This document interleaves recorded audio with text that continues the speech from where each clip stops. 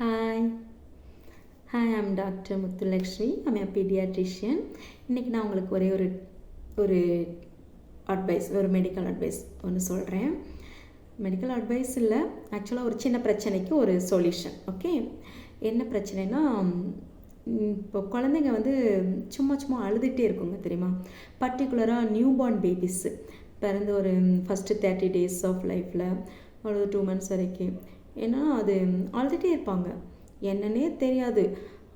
ரொம்ப நேரம் அழுவாங்க, அதை சமாதானப்படுத்தவே முடியாது. பேரண்ட்ஸும் ரொம்ப கஷ்டப்படுவாங்க. குழந்தை அழுகிறத பார்த்து அம்மா அழுவும், அப்பா அழுவும், தாத்தா பாட்டி எல்லாம் ஏன் அழுது ஒரே கலவரமாக இருக்கும் அந்த வீடியோவும். சரியா, அதுக்கு பேர் ஆக்சுவலாக என்னென்னா இன்செசன்ட் க்ரை. இன்செசன்ட் க்ரைன்னு சொல்லுவாங்க.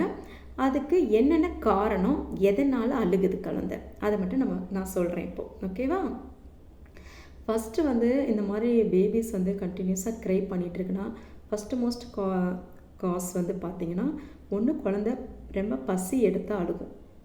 ரெண்டாவது யூரின் போயிட்டு வெட் ஆயிடுச்சுன்னா அழுகும். மூணாவது எங்கேயாவது பெயின் இருக்குது குழந்தைக்கு, ஒரு காது வலியோ வயிறு வலியோ எங்கேயோ ஒன்று இரிட்டபிளாக இருக்குது, ஏதோ ஒரு இடத்துல அதுக்கு நியூசன்ஸ் இருக்குது அப்படின்னா அழுகும். சொல்ல தெரியாது, அழுதுட்டு தான் இருக்கும்.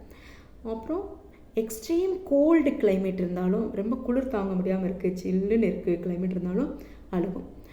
அல்லது எக்ஸ்ட்ரீமாக ஒரு ஹாட்டாக இருக்குது, ரொம்ப சூடாக இருக்குது, கசகசன்னு அது வேர்க்குது, அது சொல்ல தெரியாது, அப்போ அழுகத்தான் செய்யும். ஓகேவா, சில குழந்தைகள் இருக்குது, அது பர்டிகுலராக மேல் பேபிஸு, அதாவது பிஃபோர் யூரினேஷன், யூரின் வர்றதுக்கு முன்னாடி பயங்கரமாக அழுகும், அல்லது யூரின் வந்த பின்னாடி அழுகும். அதுக்கு என்னென்னா, அந்த யூரின் போகிறதுக்கு முன்னாடி யூரின் பண்ணால் அதோடைய அந்த மேலோட யூரித்ரா இருக்குல்ல, யூரின் போகிறதோட கொஞ்சம் சின்னதாக இருக்கும். அதுக்கு ஒரு வேல்வ் இருக்குது, போஸ்டீரியர் யூரித்ரல் வேல்வ்னு சொல்லுவாங்க. அது கொஞ்சம் வளர்ச்சி அடையாமல் இருக்கும். அதை ஓப்பன் பண்ணி கஷ்டப்பட்டு அந்த யூரின் வர்றதுக்குனால கொஞ்சம் அழுக இருக்கும். சரியா, அப்புறம் ரொம்ப கசகசன்னு நிறைய பொல்யூஷன், நாய்ஸ் பொல்யூஷன், ரொம்ப சத்தம் போட்டுக்கிட்டு அந்த குழந்தை இருக்கிற ஏரியா கசகசன்னு ரொம்ப பேர் பேசிக்கிட்டோ அல்லது ஏதோ ஒரு சவுண்டு அதிகமாக இருந்தாலும் அது அழுகும். அப்புறம் நிறைய பிரைட்டு லைட்லேயோ ரொம்ப பிரைட்டாக அந்த வீடு வெளிச்சமாக இருந்தாலும் அழுகும். அப்போ குழந்தை அந்த மாதிரி இடங்களில் நல்லா கொஞ்சம் காமாக அப்படியே ஒரு ப்ளசண்ட்டான ஒரு சுச்சுவேஷன் வச்சுட்டு இருந்தால், குழந்தைய அப்படி அழுகும் போது நல்லா தோளில் போட்டு இப்படி தட்டி கொடுத்து கொஞ்சம் நேரம் இப்படி தட்டி கொடுத்தா அழுகு குறைஞ்சிடும். இதோட பெத்தாலஜிக்கல் ரீசன் என்னென்னா, ஒரு முக்கியமான காரணம், இந்த நியூ பார்ன் பேபிஸ் இருக்காங்க இல்லையா, பிறந்த குழந்தைய ஒழுங்காக அம்மா கரெக்டான பொசிஷனில் ஃபீட் பண்ணாமல் இருக்கிறது, இம்ப்ராப்பர் ஃபீடிங் டெக்னிக். கரெக்டாக பொசிஷனில் வச்சு அழகாக குழந்தைய தூக்கி அந்த நிப்பிலெல்லாம் நல்லா கவர் பண்ணுற மாதிரி அழகான பொசிஷனில் வச்சு பால் கொடுக்கணும். தாய்ப்பால் கொடுக்கும்போது ஏனோ தானமோ கொடுக்கணும். அந்த நிப்பிளுடைய முனி பகுதியை மட்டும் குழந்தை சக் பண்ணிகிட்ருக்கோம். ஆக்சுவலாக நிப்பிளுக்கு பின்னாடி இருக்க ஏரியோலான்னு சொல்லுவாங்க, அதோடு சேர்ந்து பார்ட் ஆஃப் தி ஏரியாவில் சக் பண்ணி குடித்தாதான் குழந்தைக்கு பால் போகும். இது சும்மா நிப்பில் மட்டும் சக் பண்ணிகிட்டு இருக்கிறதுனால என்ன நடக்கும்னா, அம்மாவுக்கும் கிராக்கடு நிப்பிள் வரும், நிப்பிளில் புண்ணு வந்துடும், குழந்தையும் ஒழுங்காக பால் குடிக்காது. அது பாலை குடிக்கிறது பதிலாக சும்மா காற்றை மட்டும் மிழுங்கிட்டே இருக்கும். அதாவது ஏர் மட்டும் சால்வ் பண்ணிக்கிட்டே இருக்கும்.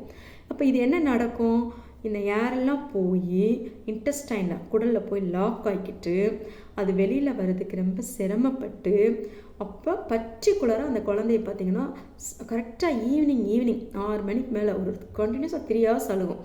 எப்போ அந்த ஏர்லாம் வெளியில் வருதோ அப்போ தான் அந்த அழுகை நிறுத்தும். That is called evening colic. கரெக்டாக ஈவினிங் அழுக ஆரம்பிச்சிடும். இதுக்கு முக்கியமான காரணம் இம்ப்ராப்பர் ஃபீடிங் டெக்னிக். இது மதருடைய மிஸ்டேக்னால் வரக்கூடியது. ஓகேவா, அதே மாதிரி கரெக்டாக பொசிஷனில் நல்லா பால் கொடுத்துட்டு குழந்தைய நல்லா தோளில் போட்டு இப்படி பர்ப்பிங், அதாவது தட்டி கொடுக்கறது, கரெக்டாக நல்ல பொசிஷனில் வச்சு இப்படி தட்டி கொடுக்கும்போது ஏப்பம் வரும் குழந்தைக்கு. ஏப்பம் வந்துருச்சுன்னா அது கம்ஃபர்டபுளாகிடும். அல்லது அந்த மாதிரி ஒழுங்காக பர்ப்பிங் பண்ணாமல் பாலை கொடுத்துட்டு தொட்டிலில் போட்டாலோ செஞ்சாலோ என்ன ஆகணும், அந்த ஏப்பம் வர்றது வரைக்கும் குழந்தை டிஸ்கம்ஃபர்ட்டாக இருக்கும், அது ஒழுங்காக தூங்கவும் செய்யாது, அப்பயும் அழுதுட்டுருக்கும். ஓகேவா, இப்போ இந்த மாதிரி ஈவினிங் கோழிக்கு பெயின் சொல்கிறேன் இல்லையா, கரெக்டாக சாயங்காலம் சாயங்காலம் அழுக ஆரம்பிக்குது, காரணமெல்லாம் அழுதுட்டுருக்குன்னா அந்த மாதிரி நேரத்தில் என்ன பண்ணணும்னா அழகாக தோளில் போட்டு இப்படி தட்டும்போது ஒன்று ஏப்பம் வந்துடும், அல்லது ஃப்ளாட்டாக ஸ்பாஸ் பண்ணிடும், காற்று போயிடும். அப்படி போயிடுச்சுன்னா குழந்தை வந்து அழுகையை நிறுத்திடும். குழந்தைய வந்து ரொம்ப கம்ஃபர்டபுளாக 6 மாதத்துக்கு ஒன்றுமே பிரச்சனை இல்லை, அழகாக தாய்ப்பால் குடிக்கும், யூரின் போகும், மோஷன் போகும், தூங்கும், அப்புறம் எந்திரிக்கும், அழுகும், பால் குடிக்கும். இவ்வளோ தான் வேலை. இதை போட்டு காம்ப்ளிகேட் பண்ணிகிட்டு இருக்கக்கூடாது. சரியா? பாய்.